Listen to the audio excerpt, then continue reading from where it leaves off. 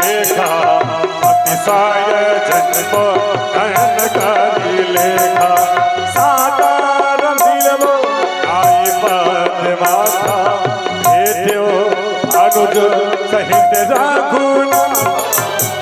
महाराज आप सोच रहे होंगे कि हनुमान को मैंने इनका परिचय लेने के लिए भेजा था, लेकिन आज हनुमान इन्हें अपनी पीठ पर बिठा कर के लाया है। चक्रवर्ती सम्राट अयोध्या नरेश महाराज दशरथ जी के पुत्र हैं। आपका नाम है श्री राम, आपके अनुज आपका नाम है श्री लक्ष्मण। माता पिता के द्वारा 14 वर्षों का वनवास मिला। किसी दैत्य ने पंचवटी से इनकी भार्या का हरण कर लिया। उसी को खोजते फिरते यहाँ तक आ पहुंचे और प्रभु ये हमारे महाराज सुग्रीव हैं। पत्नी को खोजते खोजते आप यहाँ पर आए हैं और पत्नी के कारण ये भी यहाँ पर रहते हैं। स्थिति दोनों की एक है। आपका राज भी आपके भाई को मिला, छिन गया आपका राज, और इनका भी राज छिन गया है, इनके भाई ने छीन लिया। तो जब स्थिति दोनों की एक है, जब स्थिति दोनों की एक है तो फिर मित्रता भी हो जानी चाहिए। इसलिए हम चाहते हैं कि आपके ऊपर उनकी मित्रता हो जाए।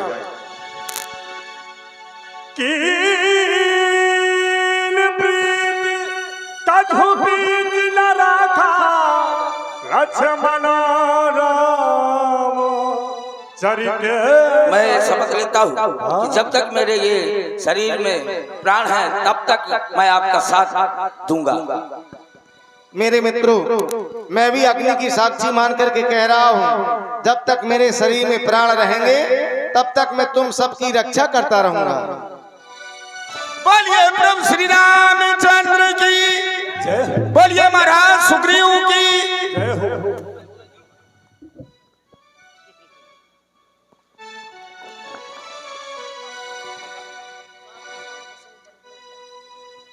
कीन प्रीत कछु पीछ न राखा लक्ष्मण राम चरित सब भागा। सखा सुग्रीव, जब से मैं तुम्हारे इस पर्वत पर आया हूँ तो तुम्हारे इस चेहरे पे उदासी देख रहा हूँ। क्या कारण है इस उदासी का, और तुम क्यों इस पर्वत पर रहते हो? अपने बारे में हमें सब कुछ बताओ। हेलो, रामलीला कमेटी को योगदान मिला हमारे श्री अपनी वह वृतांत कहानी बताने के लायक नहीं है, क्योंकि मैं जानता हूँ इतने भयभीत हैं, जब भी उस कहानी को याद करते हैं इनके नेत्रों से अश्रुपात होने लगते हैं। वो कहानी मैं आपको बतला रहा हूँ। हे मेरे महाप्रभु, इनका एक भाई है जो इनसे बड़ा है, उसका नाम है बाली। बड़ी ही दोनों में प्रीत रहती थी, बड़ा ही प्रेम रहता था। एक दिन मैं माया जी इनके नगर में आया, इनके भाई बाली को युद्ध करने के लिए ललकारने लगा। जैसे ही इनके भाई बाली ने ललकार सुनी, अपना गदा उठा करके उस मायावी के पीछे उससे युद्ध करने के लिए चले गए। महाराज सुग्रीव ने देखा जब मेरा भाई युद्ध करने गया तो इन्होंने गदा उठाई, अपने भाई के पीछे दौड़े चले गए। दौड़ते दौड़ते वो मायावी राक्षस एक गुफा में प्रवेश कर गया। जब गुफा में प्रवेश कर गया और जब बाली गुफा में प्रवेश करने लगा तो पीछे मुड़ करके देखा तो महाराज सुग्रीव को पाया। महाराज सुग्रीव से कहा कि हे भाई सुग्रीव, तुम यहीं पर रुको। इन्होंने कहा मैं नहीं रुकूंगा, आपके साथ जाऊंगा।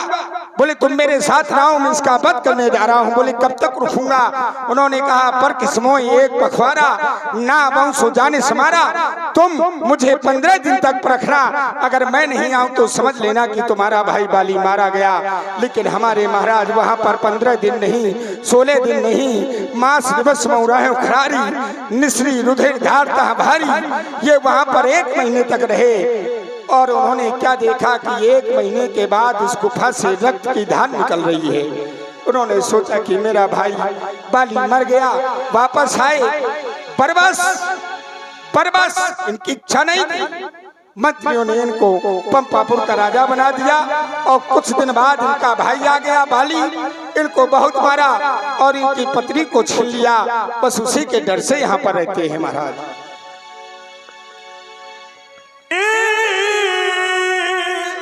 सेवक दुखी दीन दयाला फरक उठी तो भज भुजा। सका सुग्रीव, अगर बाली ने तुम्हें तुम्हारे राज्य से निकाल दिया है और तुम्हारी स्त्री को छीन लिया है, तब तो मैं तुम्हारे ही सामने ये प्रतिज्ञा कर रहा हूँ कि बाली का वध केवल एक ही बाण से करूंगा। बाली ब्रह्मा विष्णु महेश चाहे जिसकी शरण में चला जाए, मेरे बाण के प्रहार से वो बच नहीं सकता। ये मेरी प्रतिज्ञा है। प्रभु, ये जो आप सात वृक्ष देख रहे हैं ताड़ की, इसको कहा है उस तक्षक ने कि जो एक बार से ढाएगा वही बाली पर विजय पाएगा। जो कोई एक बार से ये सातों वृक्ष गिरा देगा वही बाली पर वृक्ष अगर गिरा देगा तो बाली पर विजय पाएगा।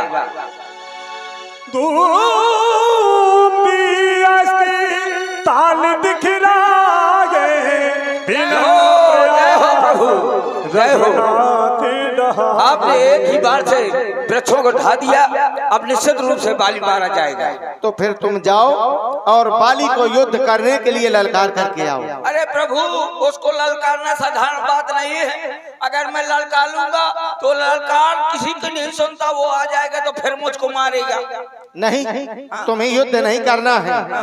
केवल बाली इस समय अपने महलों में है, तो तुम उसे ललकार दो युद्ध करने के लिए। वो महलों के बाहर आ जाएगा और मैं उसका वध कर दूंगा। तुम मेरे पास आ जाऊंगा। बिल्कुल। हाँ तो ठीक है प्रभु, वैसे भागने में तो बहुत आगे हूँ। अगर वो आएगा पीछे पीछे तो मैं थुलू। अब मैं जा रहा हूँ बाली को। प्रभु कहीं चले न जाना, आप वहीं पर खड़े रहना। मैं जा रहा हूँ, बाली को ललकारूंगा। अब मेरी ललकार जरूर सुनेगा बाली।